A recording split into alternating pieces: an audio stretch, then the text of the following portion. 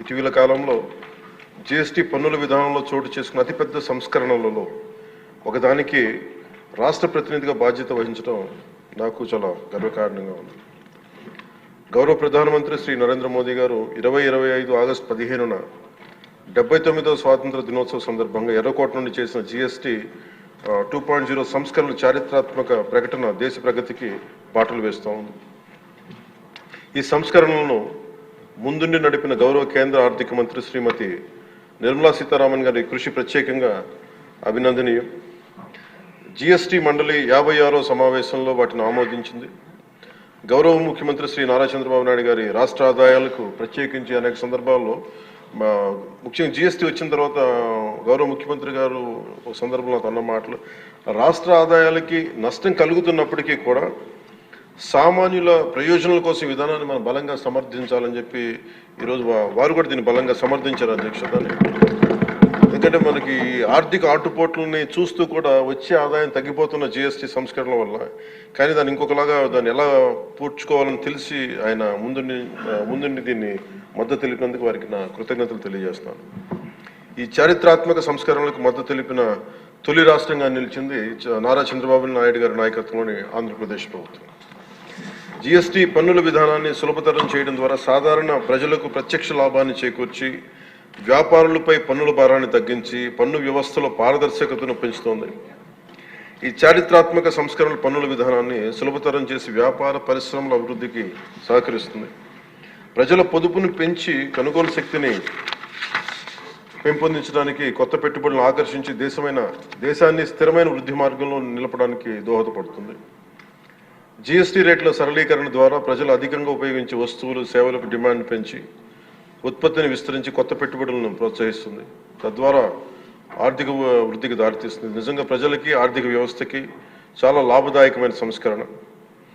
రంగాల వారీగా చూసుకుంటే ముఖ్యంగా రైతుల కోసం ట్రాక్టర్లు, వ్యవసాయ యంత్రాలు, పరికరాలు మరియు ఇన్పుట్స్ పై పన్నులు తగ్గించడం వల్ల సాగు వ్యవసాయ వ్యయాన్ని తగ్గించి ఉత్పాదకను పెంచుతాయి. తద్వారా గ్రామీణ ప్రాంత ప్రజల ఆదాయాలు పెరుగుతాయి. ఆధునిక సాంకేతిక పరికరాల వినియోగం ప్రోత్సహించడం ద్వారా వ్యవసాయ వృద్ధి మరింత బలపడుతుంది.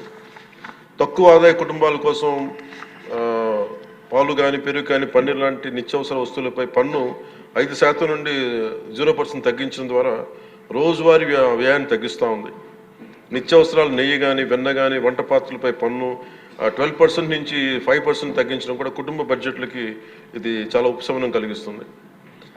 అలాగే ప్రతి కుటుంబం కోసం ఉండే సబ్బులు కానీ, షాంపూలు కానీ, టూత్పేస్ట్ వంటి వ్యక్తిగత సంరక్షణ ఉత్పత్తులపై పన్ను 18% నుంచి 18% నుండి 5% పరిమితం చేయడం ద్వారా వాటి ధరలు చాలా గణనీయంగా తగ్గుతాయి.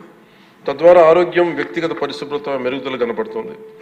మధ్యతరగతి కుటుంబాల కోసం కార్లు, ఫ్రిడ్జ్లు, టీవీలు, ఎయిర్ కండిషనర్లపై పన్ను 28% నుంచి 18% తగ్గించడం ద్వారా వాటి ధరలు అందుబాటులోకి వచ్చి ప్రజల జీవన ప్రమాణాలు మెరుగుపడతాయి.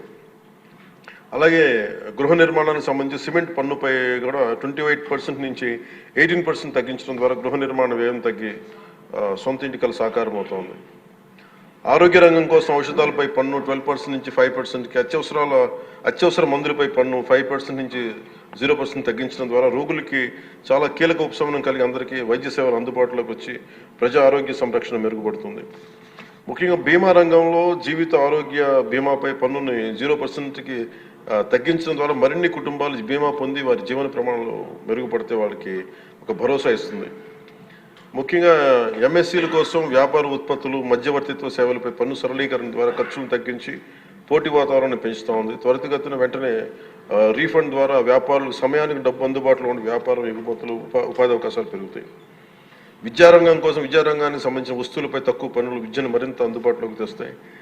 జీఎస్టీ 2.0తో భరోసా. ఈ సంస్కరణ ద్వారా ప్రజల చేతిలో ఉండే సంపద మరింత పెరిగి వస్తువుల వినియోగం పెరగడంతో పాటు నూతన పెట్టుబడులకు ప్రోత్సాహం లభిస్తుంది. తద్వారా ఆదాయ సేకరణ పెరుగుతోంది. వాణిజ్య పరిశ్రమలకి సంబంధించి జీఎస్టీ సంస్కరణ విజయవంతమైన అమలు సహకరించిన అన్ని వాణిజ్య సంస్థలు, వ్యాపార సంఘాలు, పరిశ్రమ సంఘాలకు ఆంధ్రప్రదేశ్ శాసనసభ హృదయపూర్వక కృతజ్ఞతలు తెలుపుతోంది. ప్రజలకు లబ్ధి చేరేలా చేసిన ఈ భాగస్వామ్యం సమగ్ర వృద్ధిలో సాధనలో కీలకం. ఈ అవగాహన కార్యక్రమం ముఖ్యంగా జీఎస్టీ సంస్కరణ లాభాలు ప్రతి కుటుంబానికి చేరుకోవడానికి ఇది ఒక కార్యక్రమం చేపట్టాలని అందరం కోరుకుంటా ఉన్నారు అధ్యక్ష. జిల్లా నుంచి గ్రామ స్థాయి వరకు ఈ అందరికీ తెలిసేలాగా మరింత ఏమేమి తగ్గుతాయి, ఏవి బెనిఫిట్స్ ఉన్నాయి, ఇవన్నీ ప్రజలందరికీ తెలియజేసే ఒక కార్యక్రమం ఖచ్చితంగా రూపొందించాలి. దాని మీద మేము కోరుకుంటా ఉన్నాం. అలాగే ఈ రెవెన్యూ కానీ, కమర్షియల్ ట్యాక్స్, పంచాయతీ అధికారులు గ్రామ స్థాయిల్లో ప్రజలకు నేరుగా కలిసి వాళ్ళకి మమేకం వాళ్ళకి ఎలా లబ్ధి చేకూరుతుందో అది కూడా చెప్పగలగాలి. పరస్పర అవగాహనతో పాటు పలు మీడియా వేదికల ద్వారా విస్తృత ప్రచార కార్యక్రమాలు చేపట్టాల్సిన అవసరం ఉంది. ఈ కార్యక్రమం ప్రధాన లక్ష్యం ప్రతి కుటుంబం జీఎస్టీ సంస్కరణల గురించి తెలుసుకుని వాటిని లాభాలు పొందాలని మనస్ఫూర్తిగా కోరుకుంటూ ఆంధ్రప్రదేశ్ ప్రభుత్వం ఈ చారిత్రాత్మక మార్గదర్శక సంస్కరణలు ఆహ్వానిస్తూ ప్రజల ఆర్థికాభివృద్ధి కోసం వాటి విజయవంతమైన అమలుకు సంపూర్ణ మద్దతు ప్రకటిస్తోంది. థ్యాంక్ యూ అధ్యక్ష. జై.